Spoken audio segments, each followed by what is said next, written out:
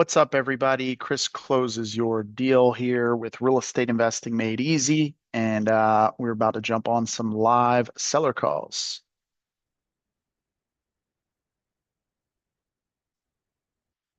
All right, so let's see. I got a couple scheduled calls here. Whoa, where'd that lead just go?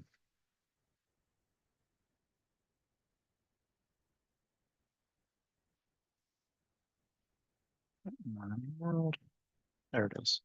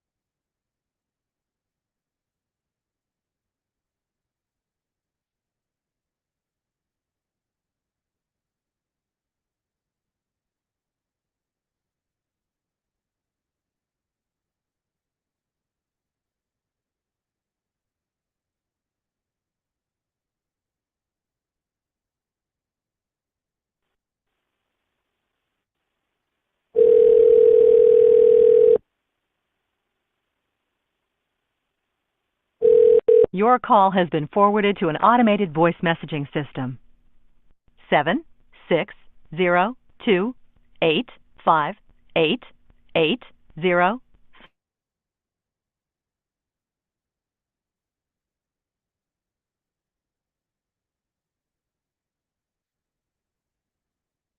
Hey, David, this is Chris. I was reaching out because you were texting with one of my colleagues about your property there on Vista Valley Drive.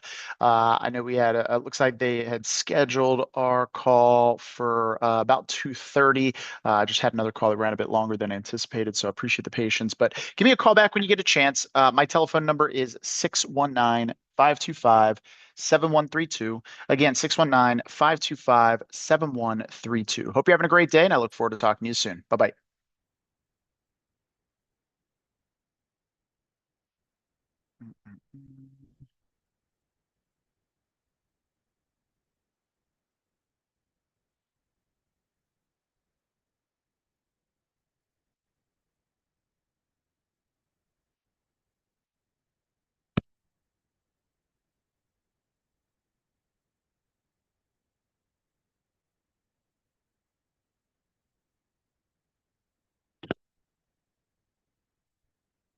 What's up, everybody? Let's see, going through some seller calls here, just shooting a text off to this seller.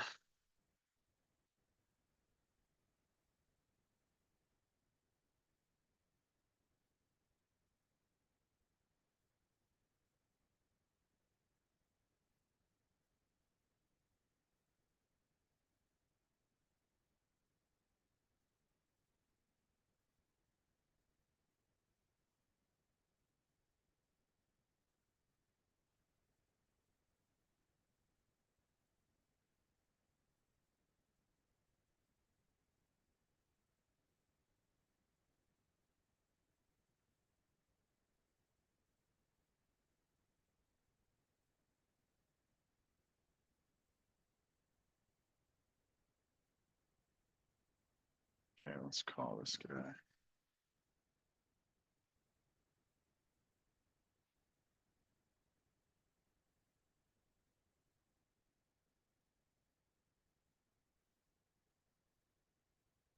Hey, what's up, Josh? It's Chris. How are you?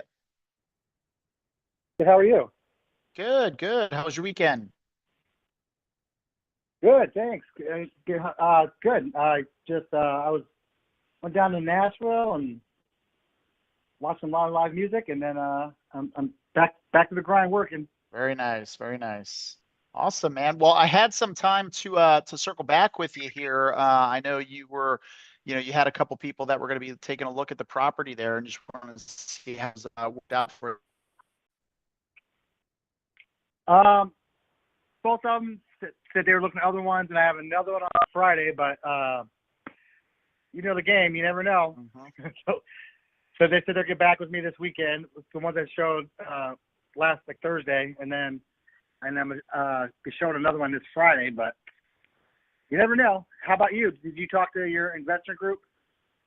Yeah, well, I mean, at this point, I mean, I know we were waiting on, you wanted to kind of see how those walkthroughs went and, see if you got any offers from that. So No offers, but you said 115. let me I mean, confirm. Let me just pull that up here and just make sure that I'm giving you the right info here. Let's see here. Mm.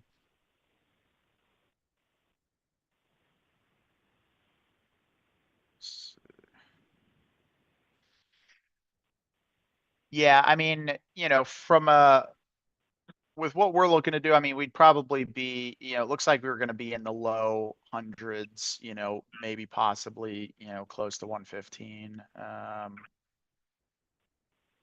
So, and I know you were looking to be around what, one? Well, the people I told was 190, and then I knew when I got hold of you, when we talked, I knew we'd be nowhere near that. But I mean, 115 is very unrealistic. That's like a house that's broke down. And if you're talking San Diego, California, where you're from, this house would be. It's not. I can't say that, but it's no. What do you mean about San Diego? I'm not sure I'm following.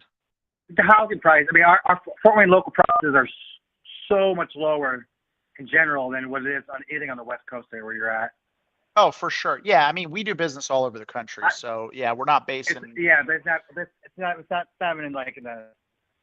You would have an abandoned, gutted, horrible house for 115. So no, I can't do that. I'd rather. No, I wouldn't do that either. Got it. Okay. So where are you looking to be at this point?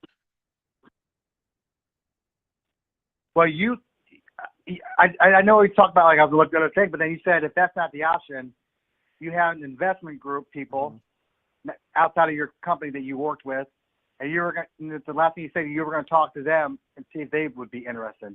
Okay, got it. Yeah, I think maybe you misunderstood exactly what I was, conveying there. Basically, the other program that we have is, if it does, Yeah. so somewhat similar. It's not like we preemptively go out and we find these buyers. Like if it would qualify for this particular program. So basically, most of the homes that we're buying cash, and they are fixers. They need work done to them, right? And in order to do that, we have to look at, okay, what can we sell it for when it's fully renovated? What is it going to cost us to sell it? And in most cases, it costs on average 10% to sell a property with, realtor commissions, closing costs, buyer requests for repairs, concessions, home warranties, all that stuff, right? So then we take that 10% off, and then we say, okay, well, how much money is it going to take us in repairs to get it up to that value? And then that brings us to where our number needs to be. And then, of course, we need to make a little bit of a return, and there's holding costs involved as well. So that's how we arrive at that number that's kind of in the, on the lower 100 scale. Now, if that doesn't work and a property is livable, it's financeable, and and for all intents and purposes, it's in decent livable condition, and there's nothing that would prohibit it from qualifying for, like conventional financing, FHA, VA, that type of stuff, then sometimes it can qualify for our concierge service. And so basically what that is because we've been in business since 2008, 2009, and we've done business with a ton of real estate investors all over the country. And we also have a pretty big network of retail buyers who we've worked with on properties in the past as well. We can sometimes take on a property that doesn't fit our buy box.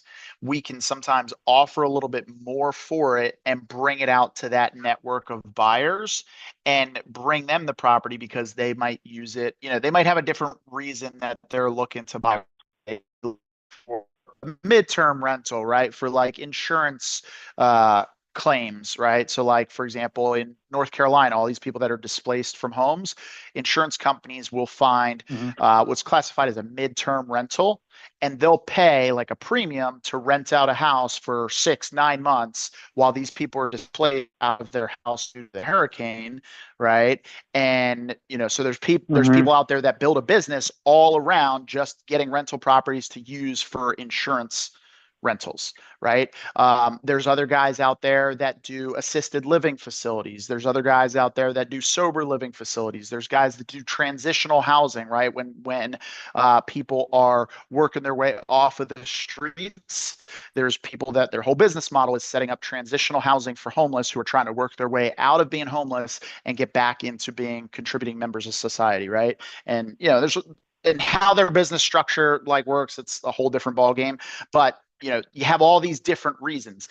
And so why I bring that up is because the way that they buy properties is different than the way that a flipper would buy a property, right?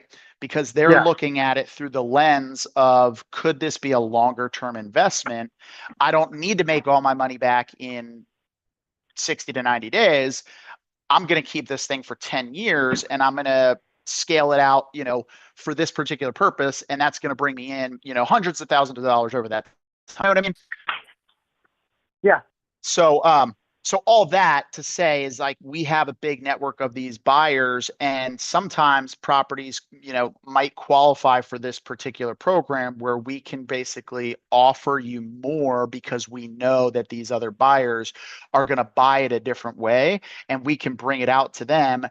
They'll buy it through us. They'll pay us a small referral fee for bringing them the deal, and everybody wins and allows us to offer a higher price than what just a traditional cash offer might be.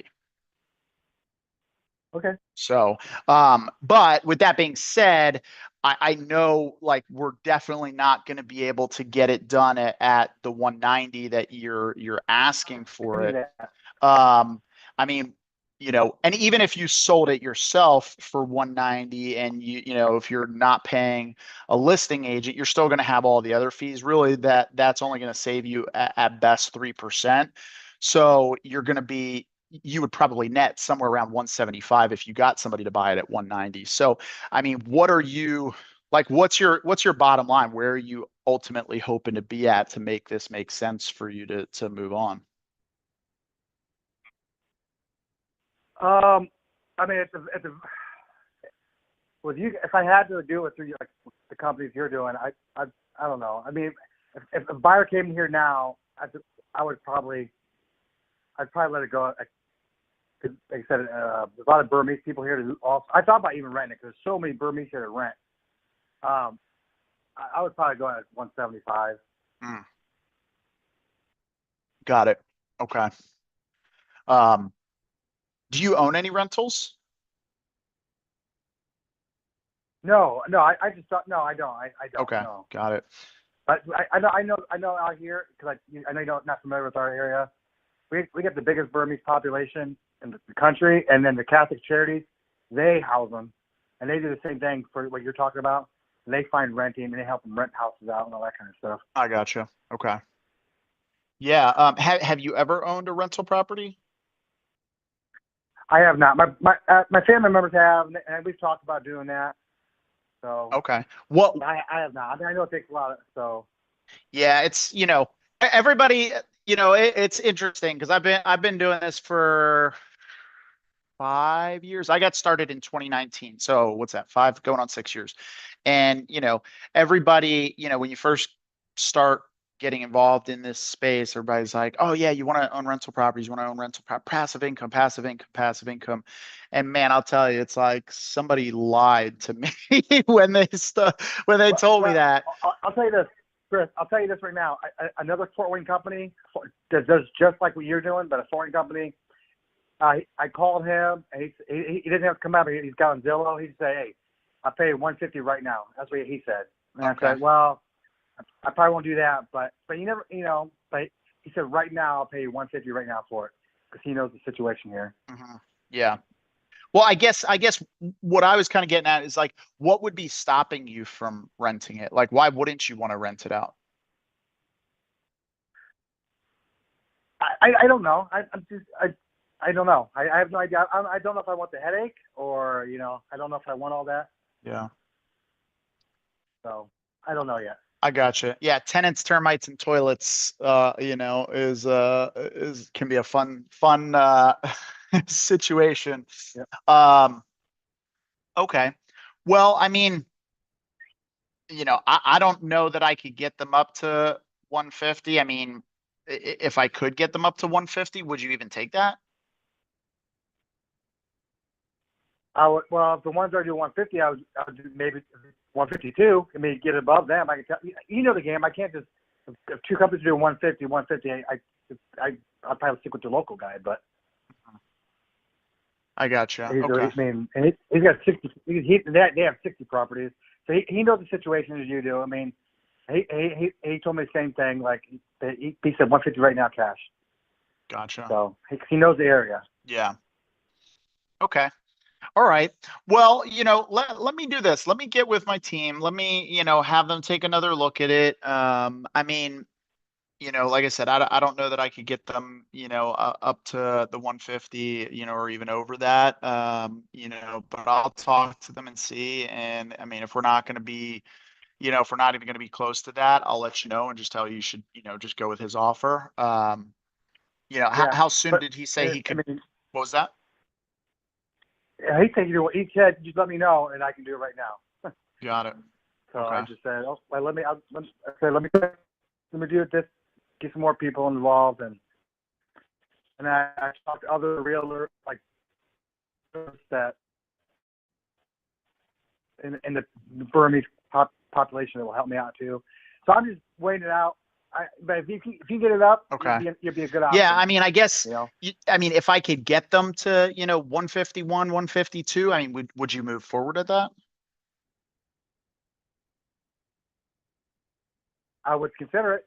Like I said, I am showing it Okay, again on Friday, got it. but yes, I would Yeah, consider it. so here's the challenge, right? Is, when I go to them to try to like push them on, coming up on any numbers that they're doing, the first question out of their mouth every time is, because we've got a handful of other acquisitions guys here that are all trying to, get access to the funds to get their deals done, right? And I don't get paid unless you get paid. So, and Yeah. contrary to popular belief, we don't have Yeah. unlimited funds, right? There is a limit on how much, property we can buy. So if I go to them get and it. I'm like, hey guys, you got to come up on the offer, you got to come up on the offer, they're going to look at me and they're going to be like, okay, well, I got 3 other guys here that are all hitting me up to come up on their offer so they can do their deal. Like, is this guy ready to move forward if we come up on the number? And, if I can't tell them, straight faced, like, yeah, he'll move forward at this number, they're going to be focused on working with the other guys who have clients that are actually ready to move forward at the numbers they're asking for. You know what I mean? Like, I'm happy to go to bat for you, and I Yeah. do want to go to bat for you and try to make it work. I just want to give us the best shot of being able to get them to come up so we can get this done together. You know what I mean? So I mean, I get it. if you do your showing this weekend, right, and you still don't have any, any good news from, any of these people looking, I mean, would that change anything for you? Would you be, consider like really ready to pull the? I'd be more willing to. Yeah. I'd be more willing to. Yeah, I'd be more willing. So, like I said, I mean, whoever your investors are, literally they could buy it, and I can get everything out of here. You do a little cleaning. You can do as is and get 180 out of it. I'll do it by myself. If I get a real estate agent, I don't know. Yes, I would be willing possibly to go forward. Okay. We'll see.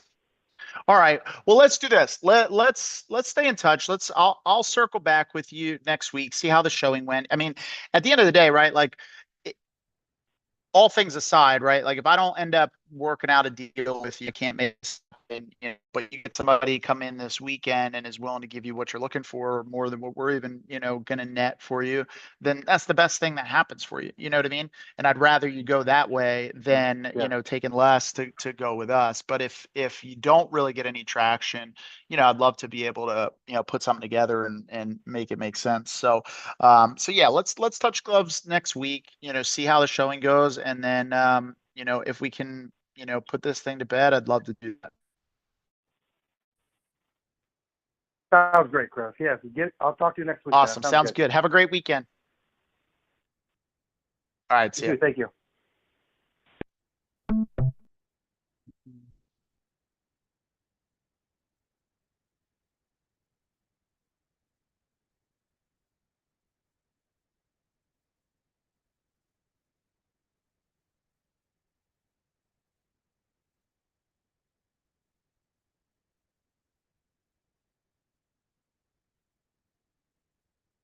All right, guys, I have to take this personal call actually.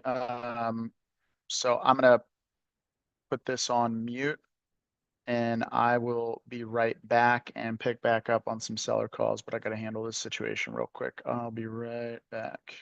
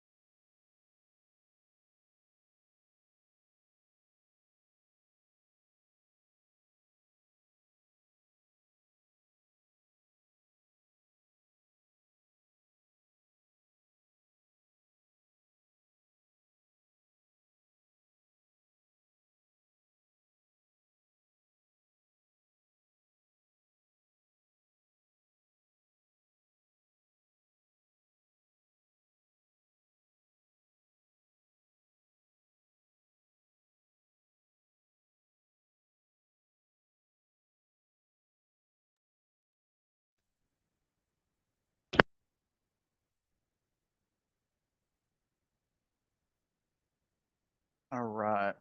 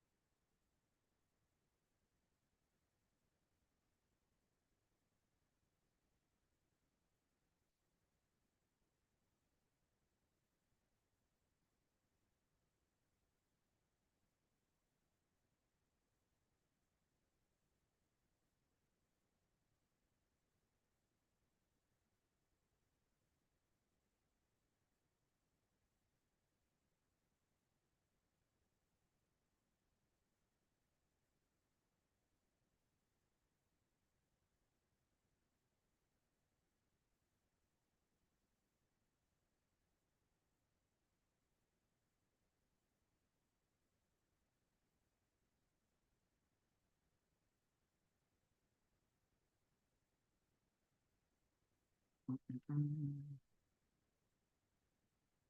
right, if you guys are just joining, we are doing some seller calls. Just going through here and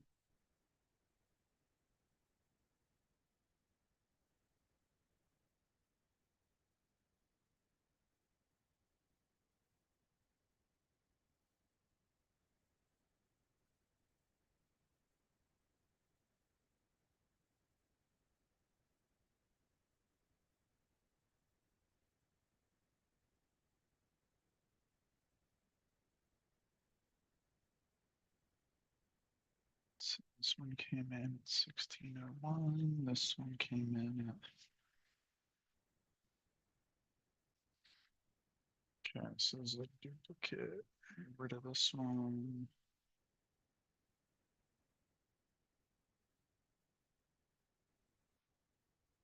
Guys, if you guys are just joining, I'm curious what CRM you guys are using in your business. And does it give you the ability to merge duplicates, or do you just have to mark them as duplicates or delete duplicates?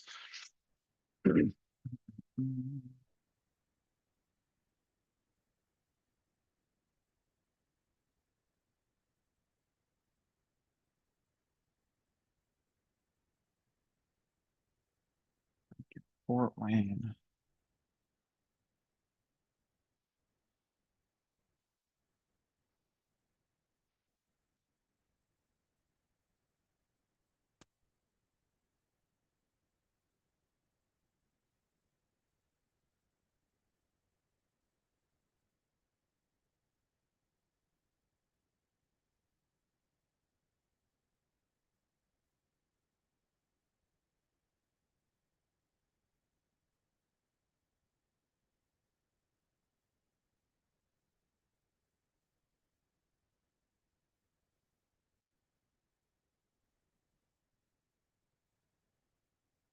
Okay, so this one is in Jacksonville.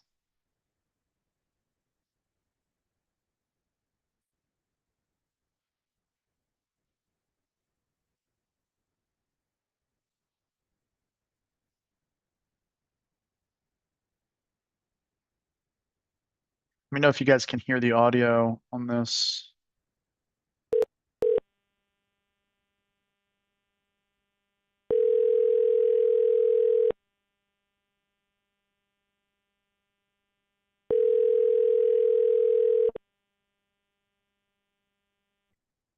You have reached 904-864-0127. Please leave a message and I'll call.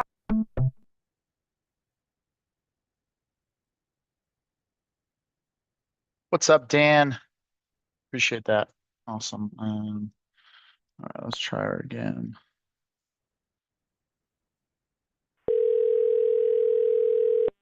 What's up, Leo?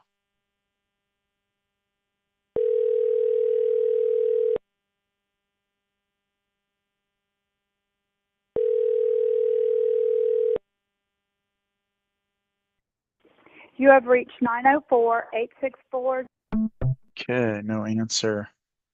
So Dan and Leo, where are you guys working out of? What markets?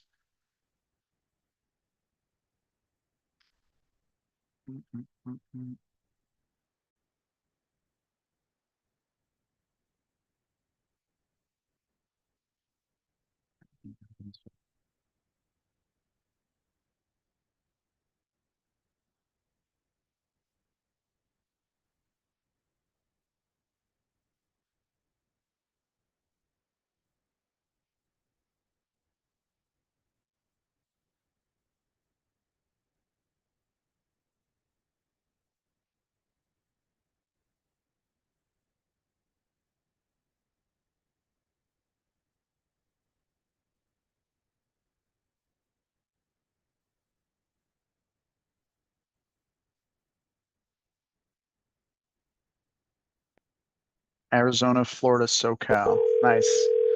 How's Florida been working out for you? We've been getting kicked in the pills in Florida. Oh, you live in Chula? Nice.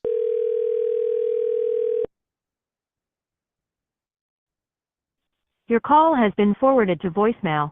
The person you're trying to reach is not available. At the tone, Nice. I'm in San Diego. My wife and I are actually moving over right near Lemon Grove, just just outside of Encanto. I don't know if it's technically Encanto. Let's see. Let's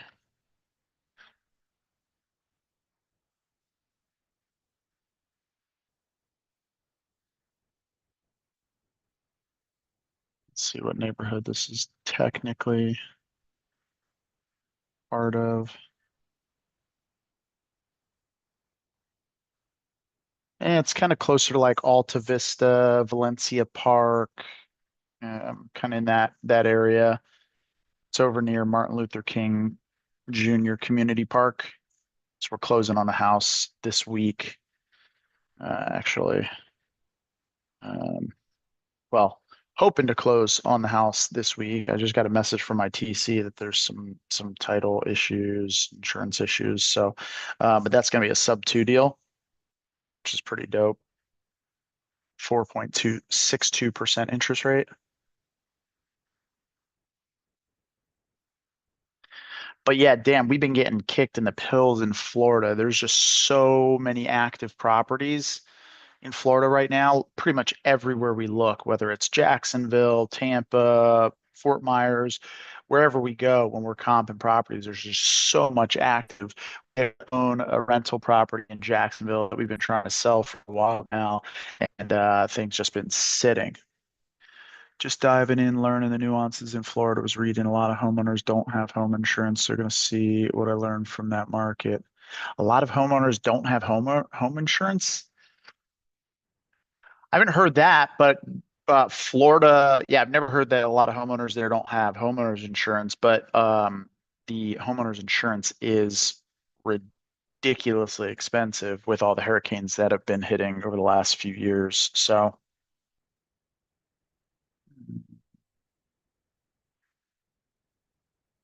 yeah, so the problem with so much activity, like we paused our marketing in Florida just because the deals that we're getting that we're locking up there, they seem like deals, but because there's um, so much active inventory there, things are just not moving. Everything's sitting for a lot longer. So we paused our marketing in Florida because of that. I think Florida had such an influx of activity over the last couple of years, and so I think it's going to be Florida's going to have a rough go for a little while. Um,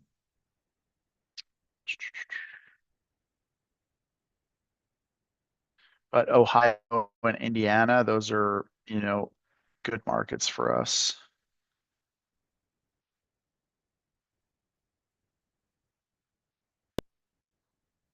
Thanks, Leo.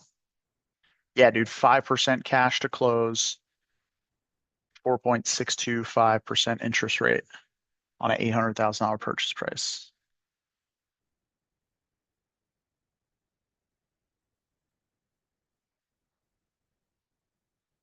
Your call has been forwarded to voicemail. The person you're trying to reach is not available.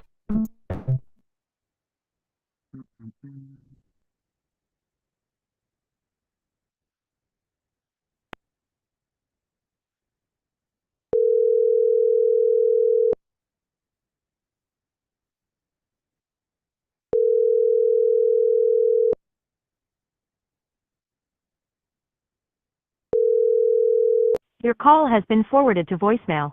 The person you're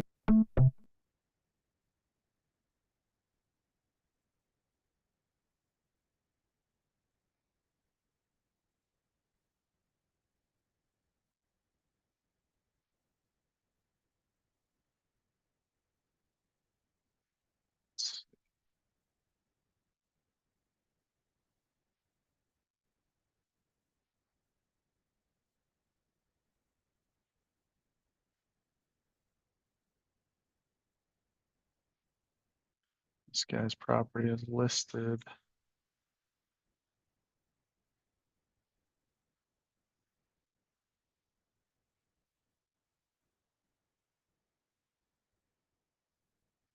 Hey, since you guys are on here, Dan and Leo, are you guys primarily doing cash wholesale? Are you guys doing novations? Are you guys doing creative finance? Like what is your guys' main strategy?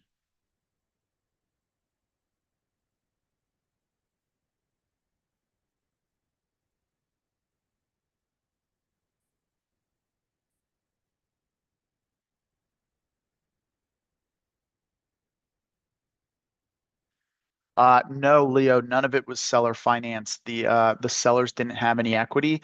They actually had the property listed for about 100 days, and they were going to have to cut a check to sell the house if they reduced any further. So I came in and I offered them some cash up front, basically like $28,000, 28 to $29,000 cash to them to help them uh, put the down payment on their next house, and then $5,000 to $6,000 in a referral fee to their agent. I represented myself, covering the closing costs. So that's where the 40K cash to close came in, and then taken over sub two, and I basically helped them get a conventional loan, 5% down. So they use that $25,000 for the down payment on that house, and then also help them negotiate with the seller to get a concession that would effectively wipe out their PMI. So now they have a conventional loan that actually looks very similar or almost identical to what a VA loan would be.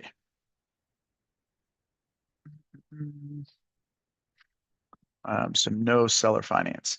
Cash, creative working on a fire damage right now, Moreno Valley. It's been a roller coaster. Oh, dang. Now, are you just wholesaling those, or are you taking down these flips yourself, Dan?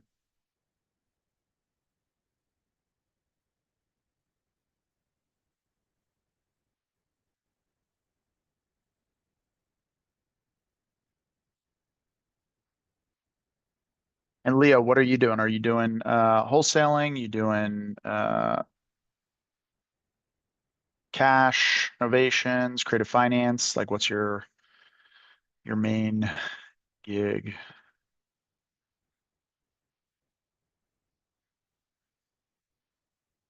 Wholesale, no flips yet. Okay. Are you doing any novations, Dan?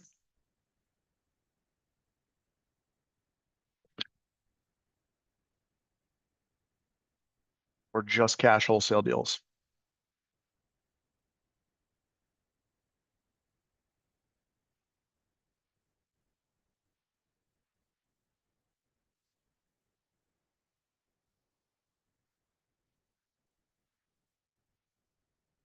Oh, you're a realtor and you've done some fix and flips. Okay. Nice. Heck yeah, dude. Yeah, dude, it worked out really, really well. Well, I say it worked out. It's working out really well because we haven't fully closed yet. And here's, so check this out. This is actually really, really freaking cool situation. So what we're doing is we're not actually closing a sale.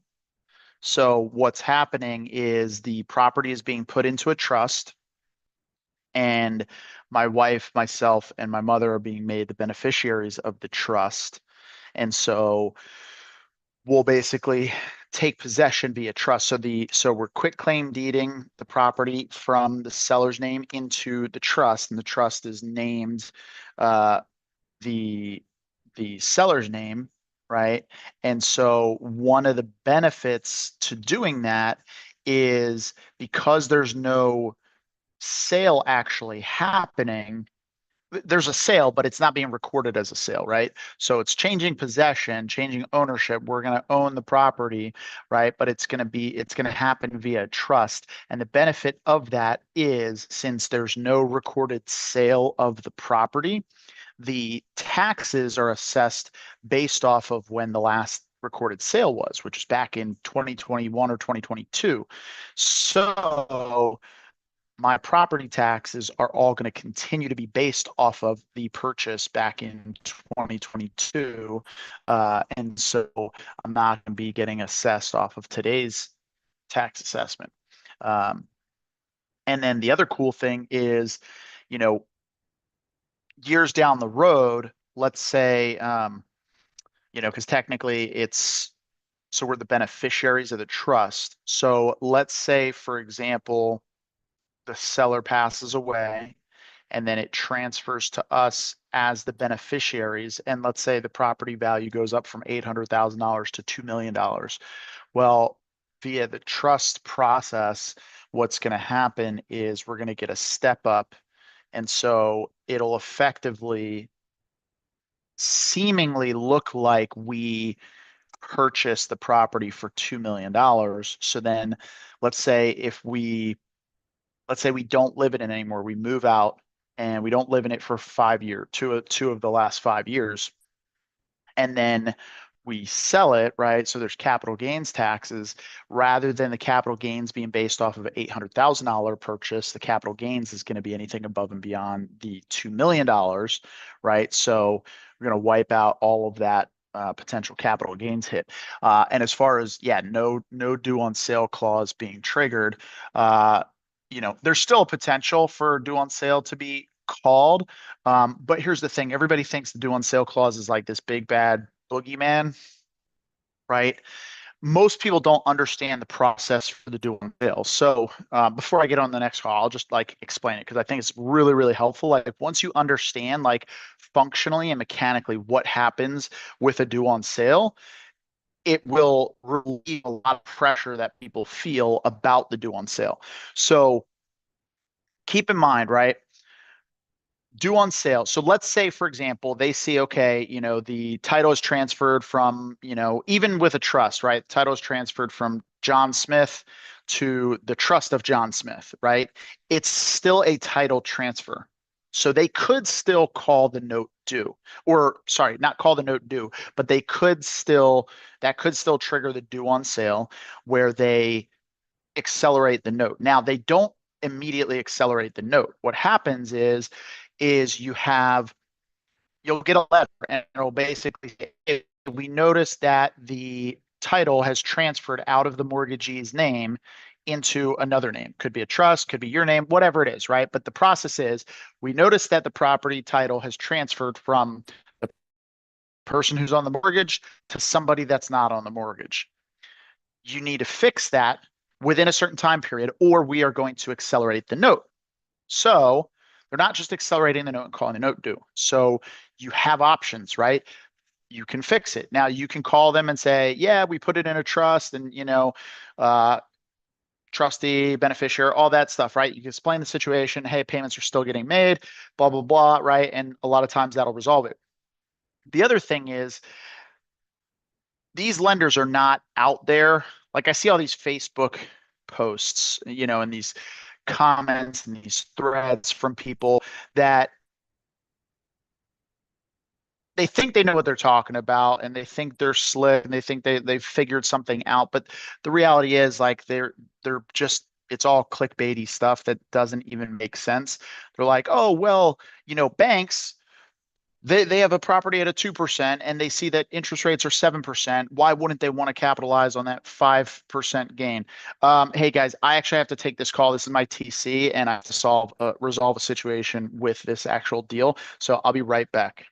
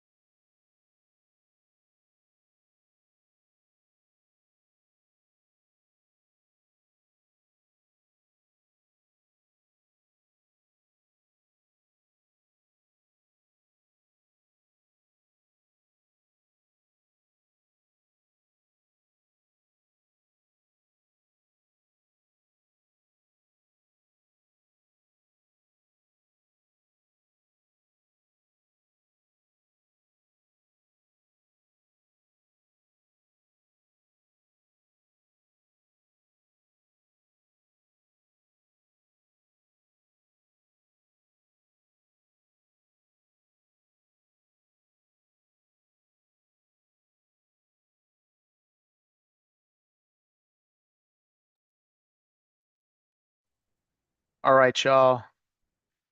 I am back. All right. So where was I at? Let's see. So we were talking about putting the trust. Okay. So we're talking about the due on sale clause, right? So basically, what happens is, for whatever reason, they see that title is transferred to somebody, anybody other than the name of the person who's on the mortgage, right? Because what they're looking at is like, okay, we have a mortgage and we have a title. Person who's on the mortgage should be on the title, right? So they see that that has changed. So they send a letter saying that, you have X amount of time to resolve the situation. Now you can reach out to them and you can, explain the situation, try to handle it that way. And a lot of times they'll be fine with it, because you're making payments. Alternatively, they basically say, okay, if you don't resolve the situation and fix it, meaning put the mortgagee back on the title, then they're going to accelerate the note. So you have a couple choices. You can either say, okay, well, I don't want to do that. I'm going to refinance, or I can't refinance because my credit is shot and I can't do that. So I'm going to sell the house, right? The third option is just retitle it back to the seller. Now, our contract gives us the ability to unwind the transaction, retitle it back in the seller's name, right? And then at the end of that, once it's retitled back in the seller's name, re-perform the transaction on a contract for deed, executory contract, land trust, bond for deed, depending on whatever state it's in, has a different name, but essentially do it where it's an agreement for sale, title stays in the seller's name, we're obligated to make the payments via contract, and then once the mortgage is paid off, at that point, then the sale will get processed and the title will transfer. Now, here's the downside to doing it that way. Mainly in California and some other states, right? But California, you get locked in at the tax basis of when the sale occurs. So by a thumbs up in the chat, because Leo and Dan, if you guys are still here, do you think in 15, 20 years, the taxes and the assessed value for a property in San Diego is going to be lower, the same, or higher? Give me a thumbs up if you think it's going to be higher.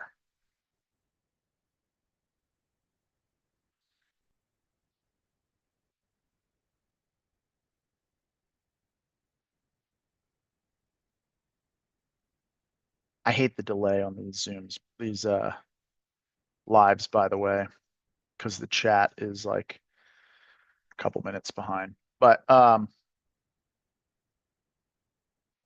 yeah, not sure if you guys dipped out. But anyway, the assessed value is certainly going to be higher in 15, 20 years when that loan gets paid off. So if we do it as a contract for deed or land contract or agreement for sale, where title doesn't transfer until it's paid off in 10, 15, 20 years, well, let's say the property is now worth $5 million, right? Well, now all of a sudden, my tax basis is going to jump all the way up to being based off that $5 million valuation, right? Whereas, oh, you're still there. Perfect. So yeah, my tax basis is going to jump up. Whereas the way we're doing it right now, the tax basis is going to be based off of, actually, technically, since we're doing it through the trust, the tax basis never changes from when the seller bought it 2 years ago. So my tax basis is going to be based off of 2 years ago, right? And so now you have, I think it's a 1% or 2% annual increase, right? So whatever the taxes were at the time the seller bought it, your property taxes can only go up. They're capped to only go up. I believe it might be 2%. I don't know, somewhere between 1% and 2%, right? So it can only go up 2%. So let's say your assessed value is $100,000. Then next year, if it's 2%, then it'll be $102,000. Then the following year, it'll be $104,000. But if we do a contract for deed and in 20 years it gets paid off and then the title transfers and it's worth $5 million, well, now all of a sudden I'm I've got a tax assessed value of $5 million. Well, 2% on $5 million is $100,000, right? That my tax base is going to go up that year. And then the next year, it's going to be $102,000 and, and so forth. So it's going to skyrocket very rapidly.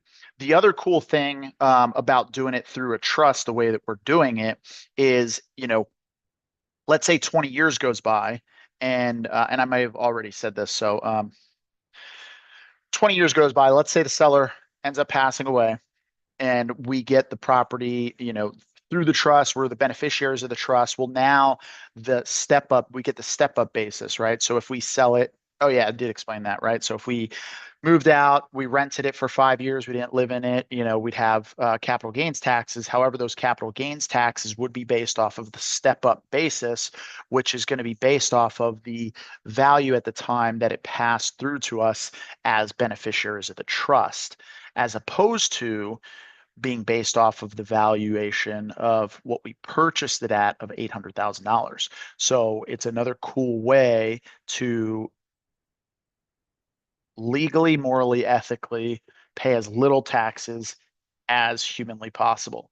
That's our goal always. Pay as little taxes as humanly possible without doing anything illegal, right? So leveraging the tax code the way that it's written to benefit us by reducing taxes. That's the easiest way to get a pay raise, is cut your taxes as quickly and efficiently as possible, right?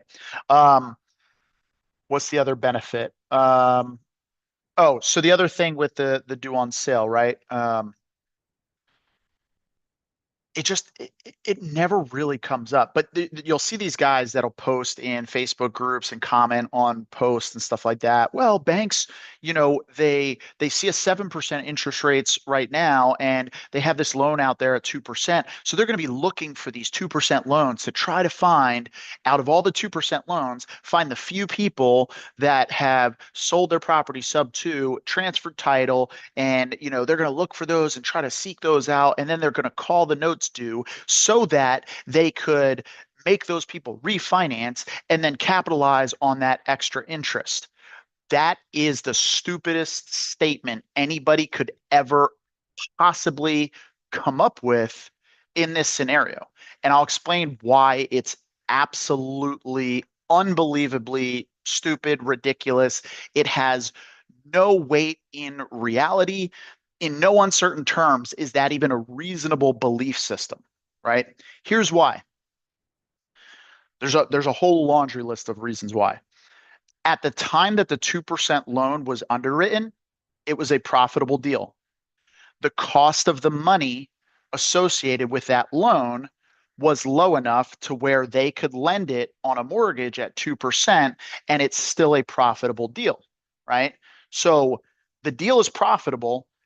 Once the deal's done, right, just because time has passed by and interest rates are higher, that doesn't change the fact that that deal is still profitable, because whatever the interest that the money was acquired at, right, call it 1%, if they're selling it at 2%, they're still making 1%, right? They're still arbitraging and making that extra interest, right? It's not changing later. The terms of the money that they have allocated is 1% and they're loaning it at 2%, right? So they still have that gap no matter what happens. Now, in order for them to accelerate the note, let's say a bank does call the note due. What they have to do in order to accelerate the note, they have to stop accepting monthly payments. Let me repeat that. The lender has to stop accepting monthly mortgage payments in order to call the note due. So they send out the due on sale clause. They stop accepting payments. 30 days, 60 days, 90 days, notice of default. Could go further.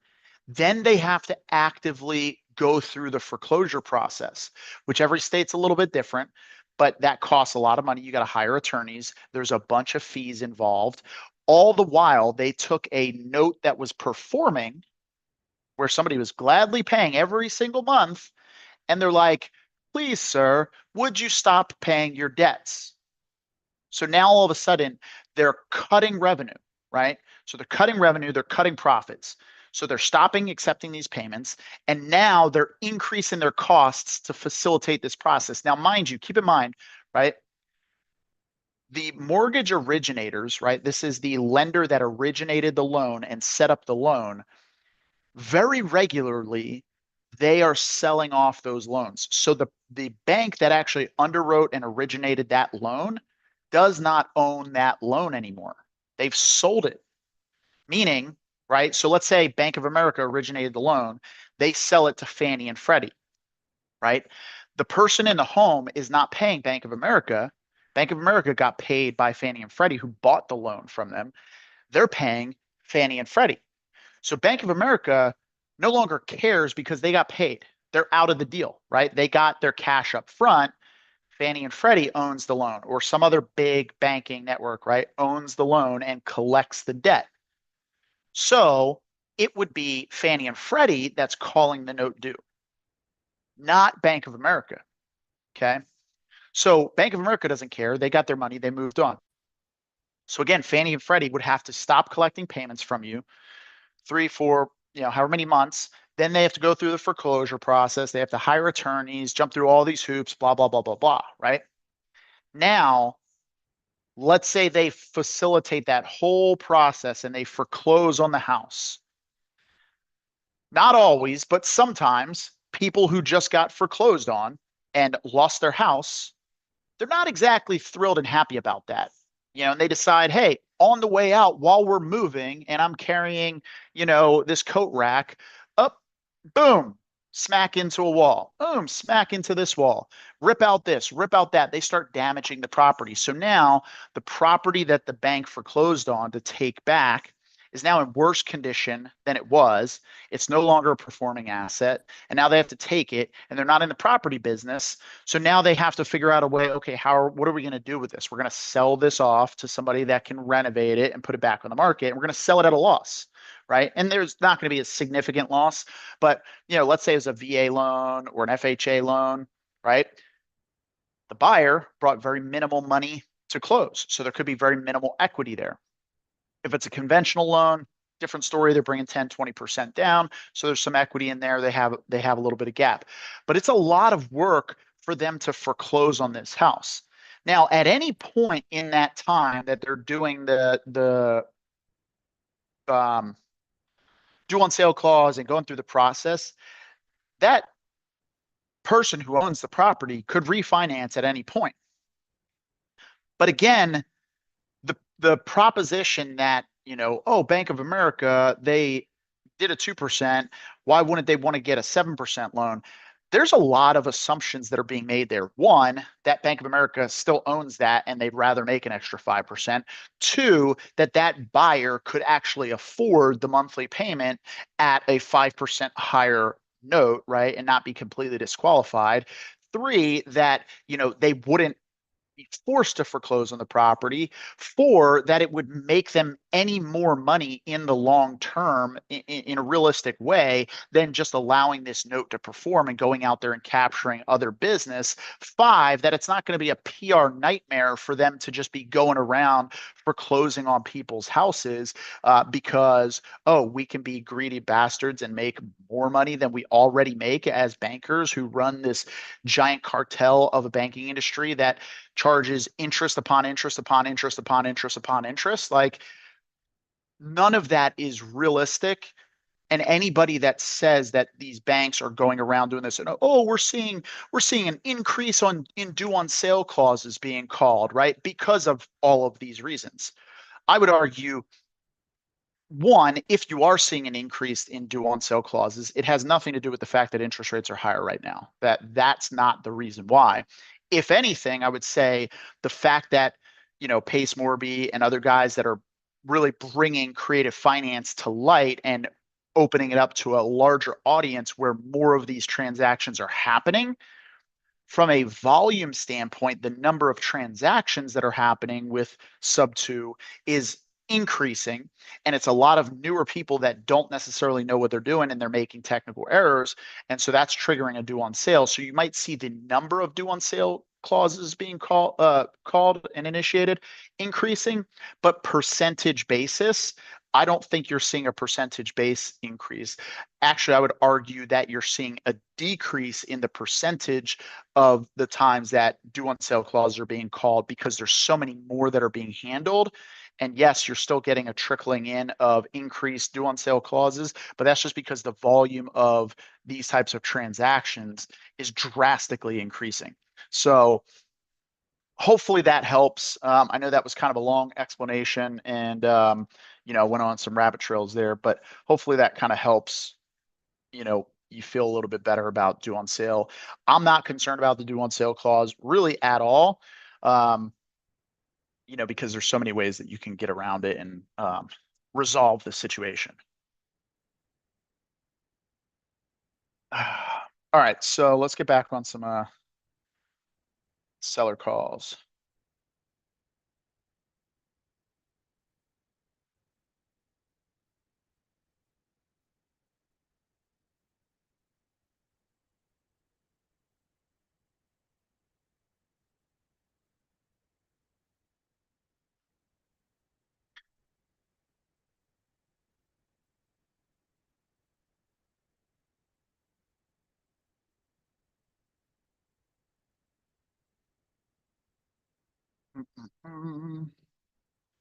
All right.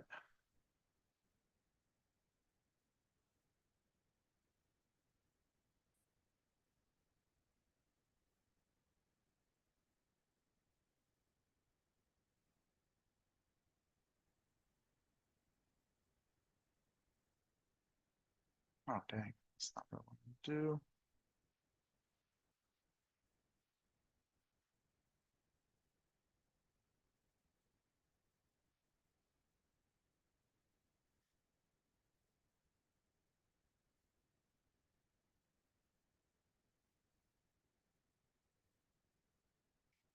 Thanks, Leo. Appreciate it, man. Have you done any sub two deals or creative deals?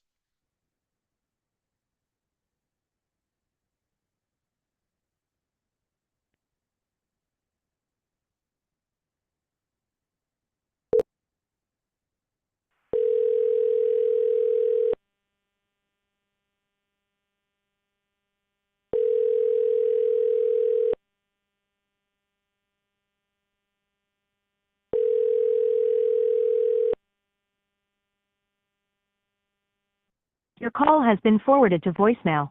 The person you're trying to reach is not available. At the tone, please record your message. When you have finished recording, you may hang up.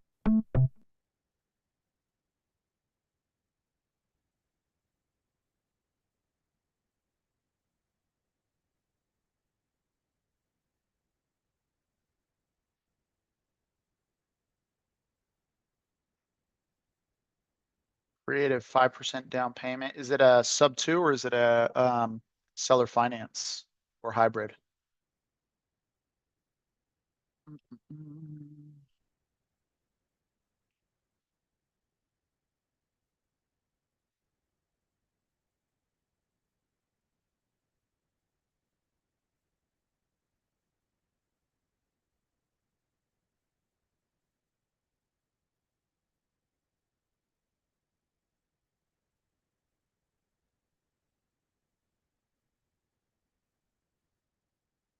Okay, where is?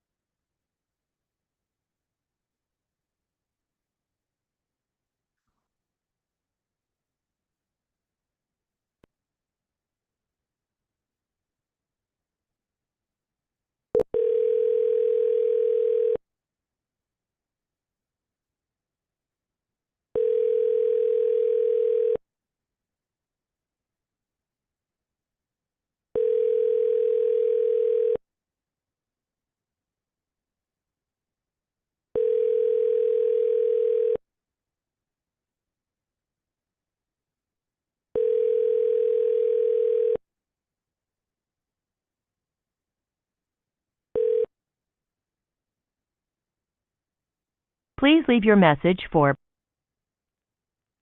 This is Shimon Dunbar.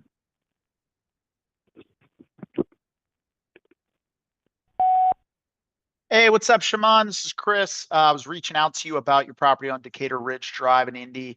You had spoken with one of my colleagues via text, I believe Mary, about that property, and you were considering selling. So give me a call back when you get a chance. My telephone number is 619-525-7132. Again, 619-525-7132. Hope you're having a great day, and I look forward to talking to you soon. See ya. Interesting. Okay. So you already did that deal. You flipped it, sold it and everything. Oh, that's the address. Okay. Let's pull it up. Let's look at this deal. 18033 Fresno Street, Hesperia. Let's see. Oh, I like it. Oh, you just sold that back in February. Okay. Nice. This thing looks good, man. Good work. That sounds like a juicy deal. $10,000 seller credit with full price offer. I like the marketing. Love it. House number one. Okay, so 2 units on site. That's legit. So yeah, it's not bad. 290 purchase price. Um, yeah, that's pretty sweet. So your total net profit on that, let's see. Now you're the listing agent, right? So I'm going to run it through the lens of you're not the listing agent or the buyer's agent, right? Just looking at it from, okay, you sold it 555. You know, if you had an agent involved, you know, call 8% for everything. You're at 510, minus out the 290, minus out your rehab of 65. Probably had, let's see, at 5% interest. Looks like you went from September, October, November, December, January, February. Oh, you were cutting it close on that 6 months. Hopefully an extension clause in there.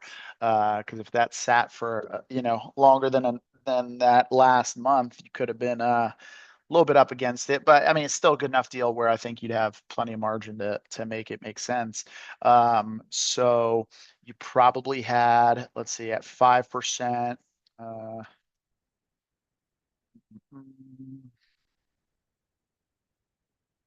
so 7,500.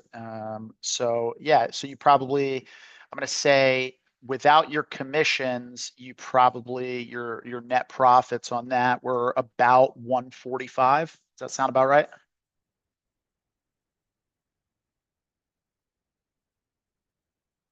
With a 50-50 partner. So about 72,000 each, and then plus your commissions, or did you not take commissions on the deal? You just loaded it up into the total net profits and split that? Because if you did that, 3% on 555, it's about 16 grand. So divided by 2. Yeah. So I'd say, so if you did that, you just split it with the commissions and everything, you guys each probably walked away with about 80K. So that's a juicy deal. Did not take commission. Okay, perfect. Yeah, so you guys each walked away with 75, 80K. Sounds like a pretty juicy deal. What was the terms of your extension? Was it, like you choose to extend if necessary, or what were the requirements to get the extension on the seller finance portion?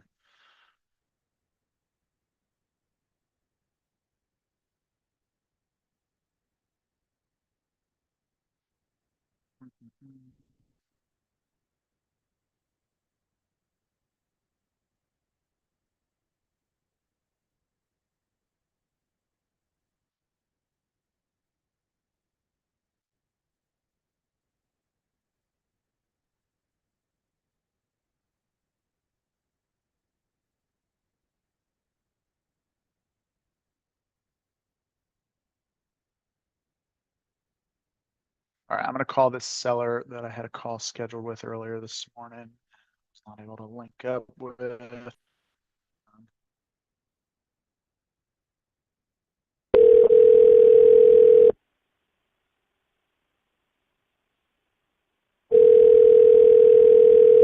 Your call has been forwarded to an automated voice messaging system.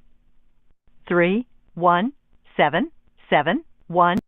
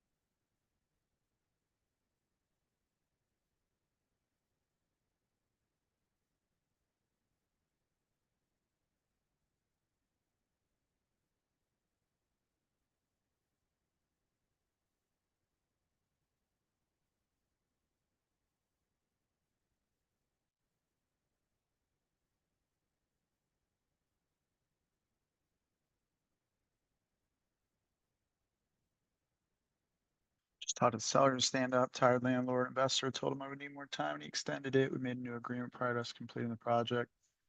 Nice, okay. Sweet. Yeah, that sounds pretty pretty legit, dude. What the heck is this?